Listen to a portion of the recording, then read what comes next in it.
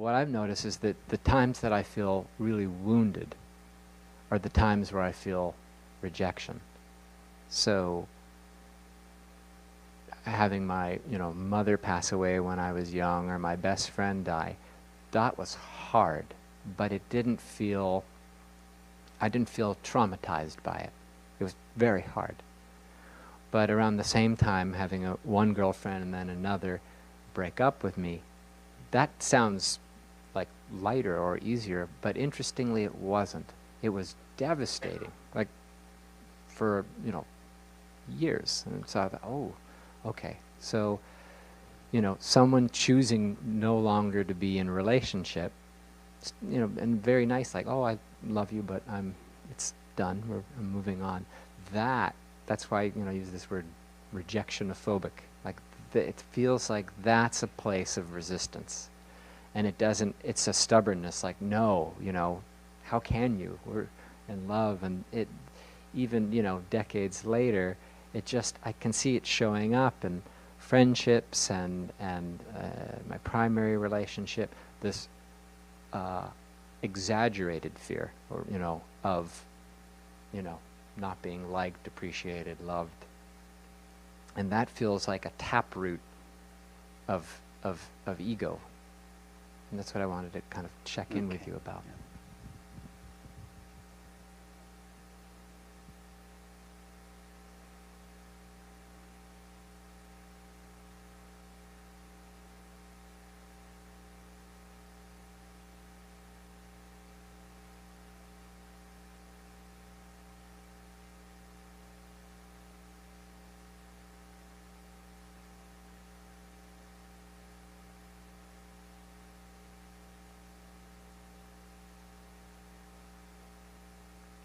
I remember when I parted from my first girlfriend. We had been together for about 3 years, and I guess I was about 21 or so. I thought we were just going to live happily ever after. I thought we were going to have 4 kids and get married and just live happily. Right? And then she called me one day to tell me it was over, just out of the blue like that. I had no idea it was coming.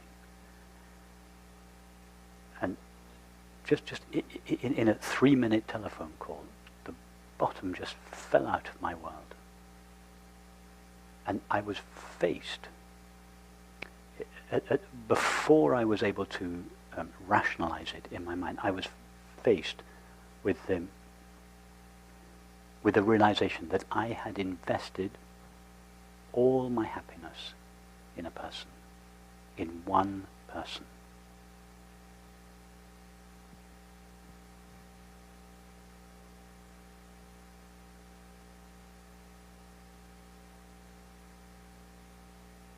My happiness was so conditional.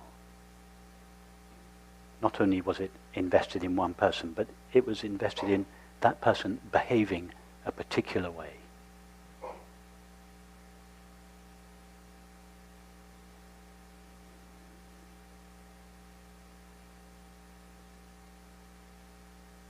And in fact, what I wanted that person to do was invest her happiness in me.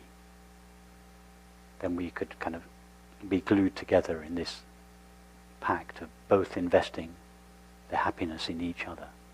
And then our love, our happiness would be secure. And then one day she told me, no, my happiness is not invested in you.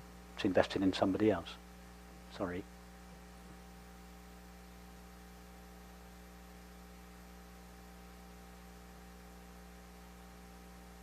And actually, if we invest our happiness in anyone or anything, at some stage we're going to be faced with this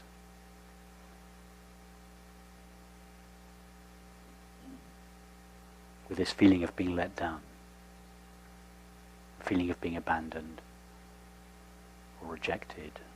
Or it's inevitable. It has to be that way.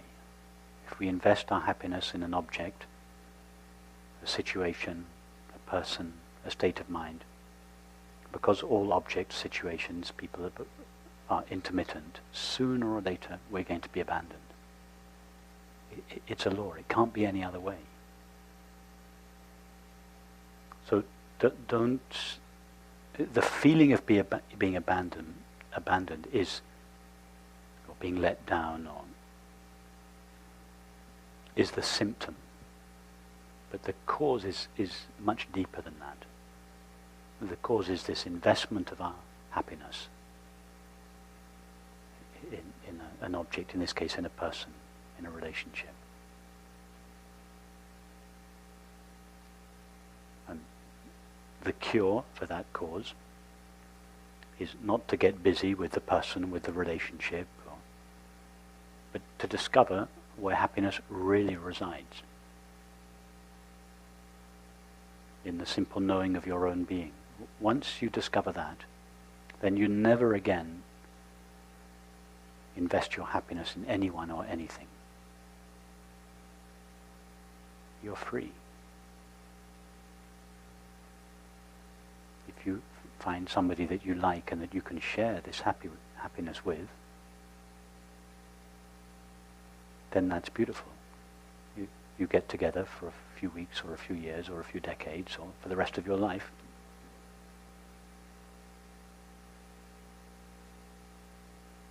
But the purpose of being together with that person is not to find happiness, not to find love. If we approach another person with a desire to derive happiness or love from them, the relationship is doomed. At best, it will just be a pact between two people investing their happiness in each other. There can't be true intimacy. There can't be true love. It's dependency. It's not love. It looks like love from the outside, but it's not. It's actually fear. It's fear of losing one another.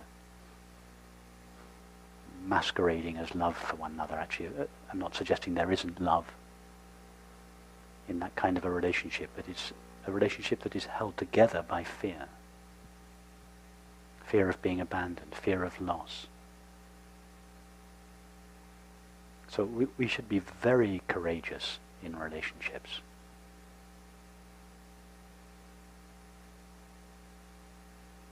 And face clearly the fact that happiness can never be derived from an object or person. That we really have to be courageous to face that fact.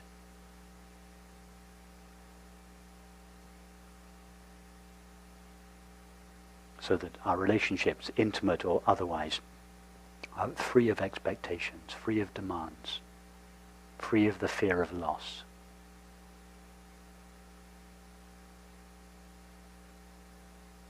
So that what holds a relationship together, for as long as it holds together, is simply the love of being together.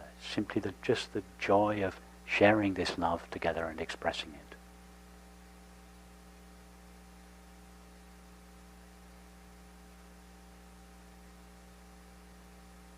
So that's what I would encourage you to explore, that the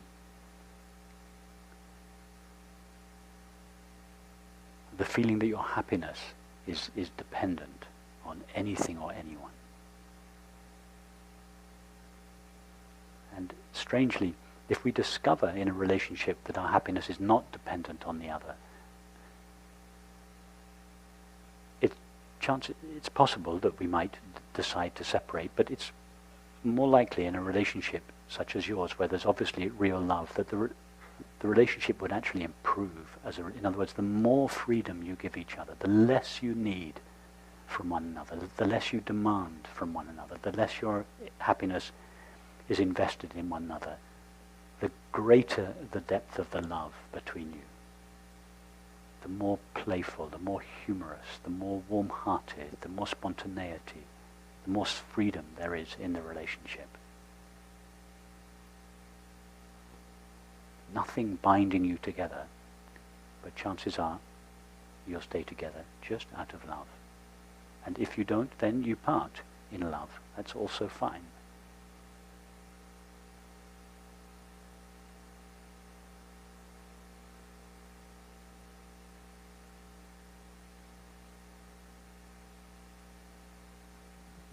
Thank you.